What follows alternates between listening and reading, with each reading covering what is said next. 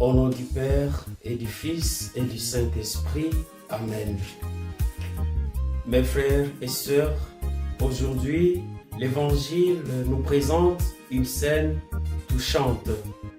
Des enfants sont amenés à Jésus pour qu'il leur impose les mains et prie pour eux. Mais étonnamment, les disciples tentent de les écarter, de les repousser. Pourquoi cela? Peut-être pensait-il que ces enfants étaient trop insignifiants pour mériter l'attention du maître ou qu'ils étaient une distraction dans une mission sérieuse.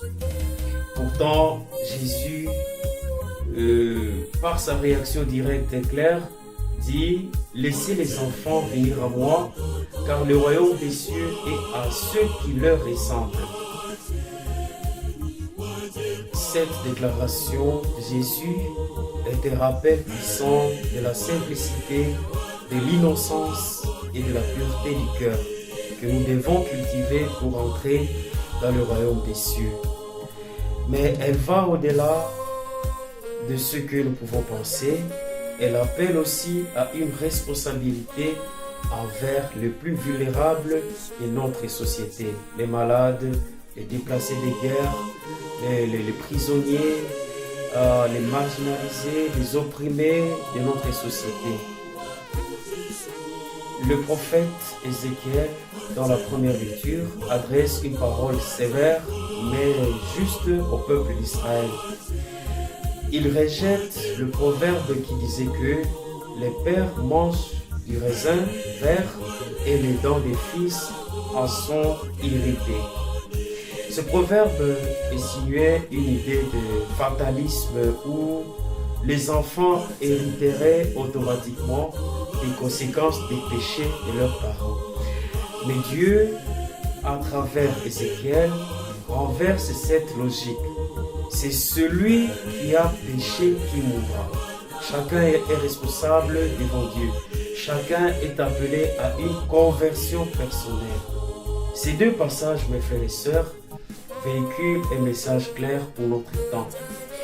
Jésus nous invite à embrasser l'innocence et la pureté des enfants, non pas comme un retour à l'enfance littérale, mais comme un appel à dépouiller notre cœur de l'orgueil, de la dureté et de l'hypocrisie.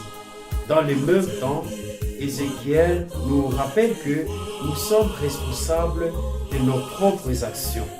Il n'y a pas d'excuses basées sur notre passé ou notre héritage. Aujourd'hui, dans notre monde, marqué par tant d'injustices, de corruption et de violence, ce message est crucial. Nous vivons dans une époque où il est facile de blâmer les autres, de blâmer les structures, de blâmer les systèmes, ou même notre histoire familiale pour les maux que nous commettons ou subissons. Pourtant, Dieu nous appelle et nous rappelle que nous avons tous un choix à faire, une responsabilité individuelle à assumer. Dans de nombreux endroits, les enfants continuent d'être des victimes silencieuses des conflits, des abus et de la négligence. Ils sont souvent laissés de côté comme les disciples ont tenté de le faire dans l'Évangile.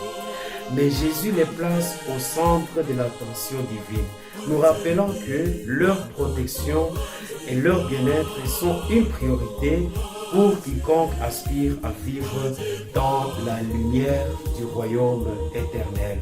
Chers frères et sœurs, en ce jour, que nous puissions méditer sur notre propre responsabilité personnelle, même communautaire, devant Dieu, que nous soyons inspirés par l'innocence des enfants, en recherchant la simplicité, la dureté dans notre relation avec Dieu et avec les autres. Et surtout, que nous nous engagions activement à protéger et à élever ceux qui sont les plus vulnérables parmi nous, en particulier les enfants. Car comme Jésus l'a dit, le royaume des cieux leur appartient. Amen. Cette méditation vous a été présentée et préparée par M. l'abbé Bindule Shaikunya. Merci. Le Seigneur soit avec vous. Que Dieu Tout-Puissant bénisse, lui qui est Père, Fils et Saint-Esprit. Amen. Bonne méditation à tous.